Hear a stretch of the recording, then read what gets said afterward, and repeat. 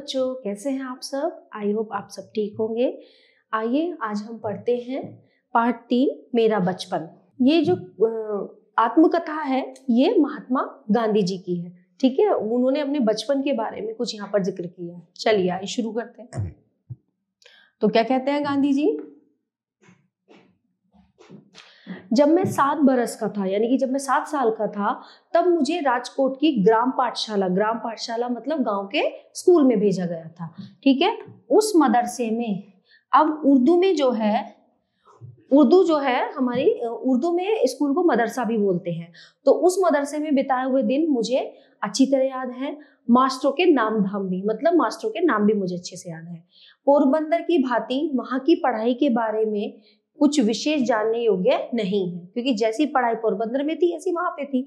मेरी गिनती शायद साधारण श्रेणी के विद्यार्थियों में रही होगी। साधारण मतलब नॉर्मल, ज्यादा होशियार नहीं। ठीक है, तो कह रहे मेरी गिनती शायद साधारण श्रेणी के विद्यार्थियों में रही होगी। गांव की पाठशाला से कस्बे की पाठशाला में और वहां से हाई स्कूल तक पहुंचने में मेरा 12वां साल बीत गया। 12वां यानी कि 12th 12 साल उनके बीत गए। तब तक मैंने कभी शिक्षकों को धोखा दिया हो ऐसा मुझे याद नहीं आता। ठीक है, न तब तक कोई दोस्त बनाने का स्मरण है, मतलब ना तब तक मुझे ये भी याद नहीं है कि मैंने किसी को दोस्त बनाया था। मैं बहुत ही झेपू किस्म का लड़का था, जिसको हम बोलते हैं शाय। ठीक है, रिजर्व नेचर का होता है कि ज्यादा किसी से बात ना कर। पाठशाला में मुझे बस अपने काम से काम रहता था। घंटा बजते ही घर भागना।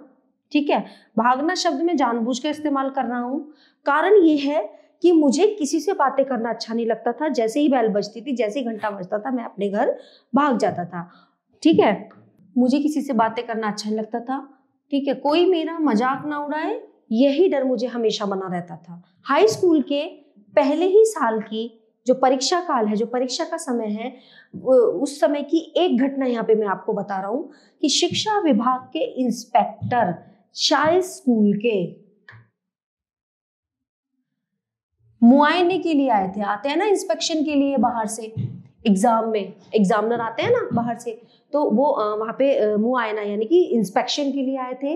उन्होंने पहले दर्जे के लड़कों को, पहले दर्जे मतलब जो आगे बैठे थे, उन लोगों को 5 शब्द लिखवाए।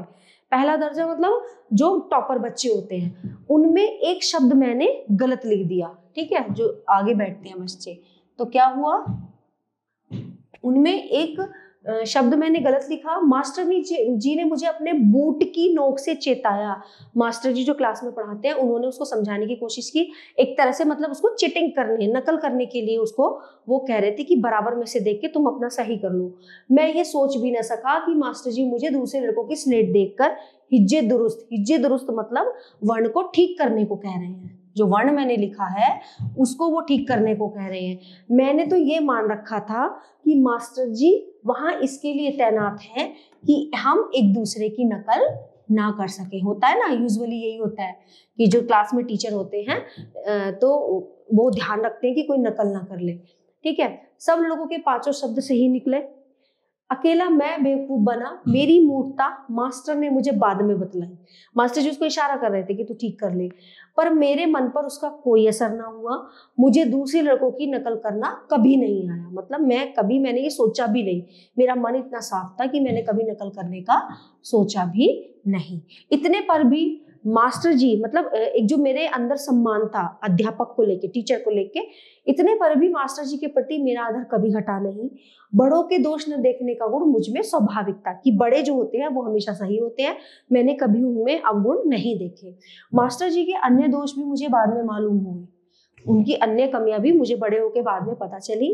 ठीक है, फिर भी उनके प्रति मेरा आदर ऐसे का ऐसा ही बना रहा। मैंने समझ रखा था कि बड़ों की आज्ञा का पालन करना चाहिए। उन्हें क्या होता है ना, बचपन से हमें सिखाया जाता है कि बड़ों की आज्ञा का पालन करना चाहिए। जो वे कहें वो करना चाहिए। जो वो करे उसका काजी मुझे नहीं बनना चाहिए। काजी मतलब उसमें कमियां निकालना है, ज्ञान देने वाला। ठीक है, कि ये ऐसे नहीं ऐसे है। इसी समय के 2 प्रसंग सदा मुझे याद रहे हैं। ठीक है, अब वो क्या है, इसी समय, ये जो मेरा समय चल रहा था, इसी के मुझे 2 प्रसंग, 2 बातें मुझे याद हैं। मुझे साधारणतः स्कूली किताबों के अलावा और कुछ पढ़ने का शौक था। सबक पूरा करना चाहिए, स्कूली किताबों के सिवा और कुछ पढ़ने का शौक नहीं था, सबक पूरा करना चाहिए क्योंकि डांट सही नहीं जाती थी उन्हें ये था कि जो स्कूल की किताबें हैं केवल मुझे वही पढ़नी है, वही मुझे याद करना है। अगर मैं, क्योंकि मुझे डांट सहन करना पसंद नहीं था, तो मैं वही पढूं ताकि स्कूल में मुझे डांट खाने को ना मिले, तो इसके अलावा मैं और कुछ पुस्तकें नहीं पढ़ पाता था। ठीक है, तो मास्टर को धोखा देता नहीं था, इसलिए पाठ पढ़ता था, पर मन जो है उससे मुझे अलसाता था, मुझे वो इंटरेस्टिंग नहीं लगती थी, इससे सबक अक्सर कच्चा रह जाता था। उस दशा में और कोई चीज पढ़ने की कहाँ सूझती, पर पिताजी की खरीदी हुई एक किताब, ठीक है, पिताजी की खरीदी हुई एक किताब, उस पर मेरी नजर पड़ी। वो थी श्रवण पितृ भक्ति नाटक। एक किताब थी श्रवण पितृ भक्ति नाटक, उसे पढ़ने की इच्छा हुई और मैं उसे बड़े चाव से पढ़ गया। ठीक है, उन दिनों काठ के बक्से में शीशे से चित्र दिखाने वाली दरवाजे दरवाजे फिरा करती थी, होती ना बाइस्कोप बोलते हैं जिसको, ऐसे ऐसे करके देखते हैं हम लोग। उनमें मैंने श्रवण द्वारा अपने माता पिता को कांवर में बैठाकर यात्रा के लिए ले जाने का चित्र भी देखा कि श्रवण कुमार कैसे अपने माता पिता को ले जा रहे हैं। ठीक है, दोनों चीजों का मुझ पर गहरा असर पड़ा। मुझे भी श्रवण के समान होना चाहिए, ये भाव मन में उठने लगा। श्रवण की मृत्यु पर उसके माता पिता का विलाप आज भी याद है, जो मैंने उसमें किताब में, पुस्तक में पढ़ा था। ठीक है, इसी ललित छंद को मैंने बजाना भी सीख लिया। मुझे बाजा सीखने का शौक था और पिताजी ने एक बाजा मुझे दिला दिया था।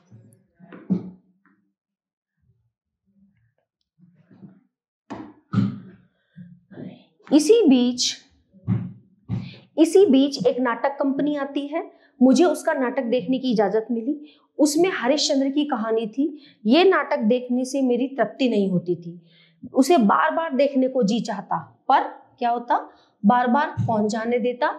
किंतु मन में इसी नाटक को सैकड़ों बार दोहराया होगा। वो नाटक हरिश्चंद्र का मुझे इतना पसंद आया, मैंने उसको मन ही मन में बार बार दोहराया, उसको याद किया। हरिश्चंद्र जैसे सत्यवादी सब क्यों नहीं हो जाते? उनका मानना ये है कि सबको सत्य बोलना चाहिए, झूठ नहीं बोलना चाहिए।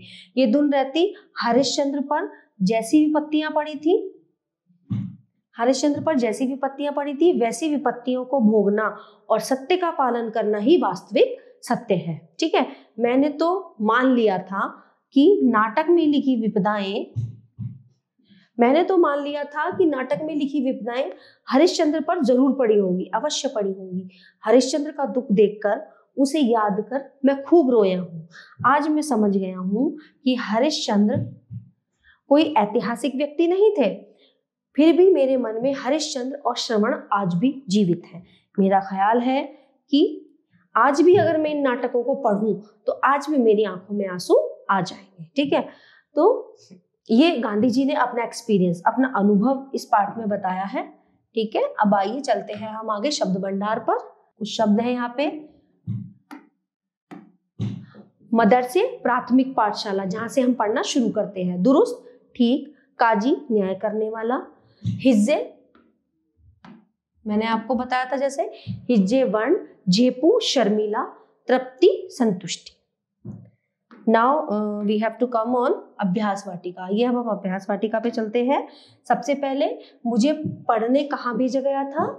राजकोट। मुझे नहीं अच्छा लगता था बातें करना। अपने माता पिता को कांवर में बैठाकर यात्रा कौन कर रहा था? श्रवण कुमार। मुझे शौक था बाजा सीखने का। ठीक है, अब आइए चलते हैं आगे। ये हमारा हो गया रिक्त स्थानों की पूर्ति कीजिए। ठीक है, अब आते हम उस में बिताए हुए, कहां पर? मदरसे।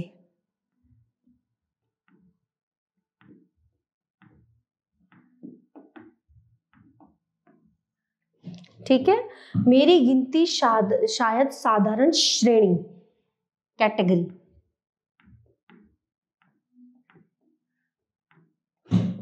इतने पर भी मास्टर जी के प्रति मेरा आदर।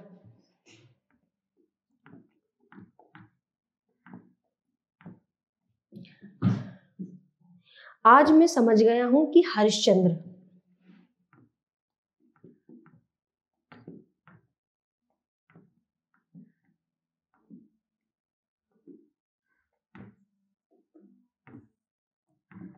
ठीक है, चलिए अब आगे चलते हैं। निशान लगाइए। बचपन में गांधी जी के बहुत से मित्र थे, नहीं, उन्हें बातें करना पसंद ही नहीं था। अध्यापक के इशारा किए जाने पर गांधी जी ने नकल नहीं की, नहीं।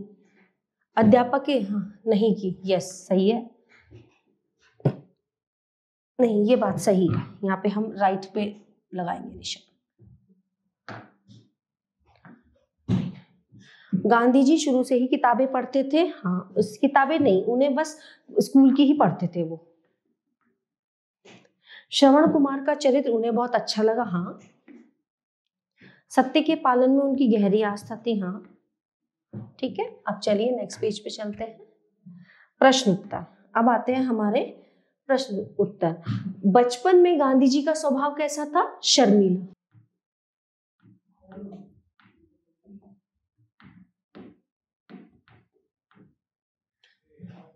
अपने से बड़ों के बारे में गांधी जी की क्या राय थी? क्या अपने से बड़ों को वो आदर करते थे, और आदर क्यों करते थे? क्योंकि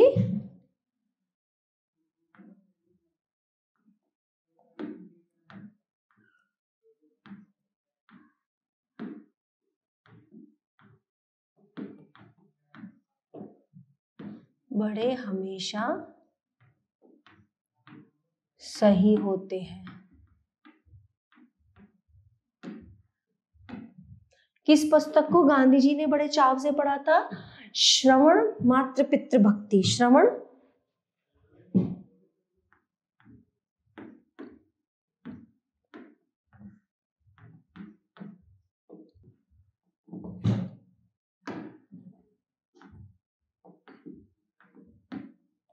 श्रवण पितृभक्ति नाटक।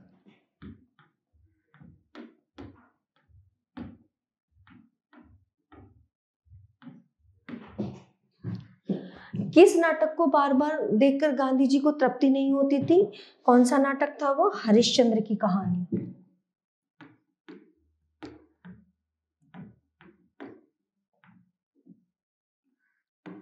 हरिश्चंद्र की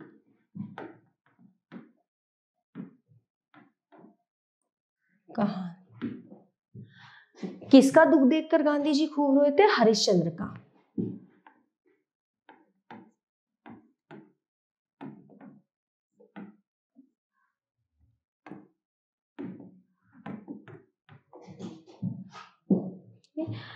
आई होप आपको सबको ये पार्ट बहुत पसंद आया होगा। धन्यवाद।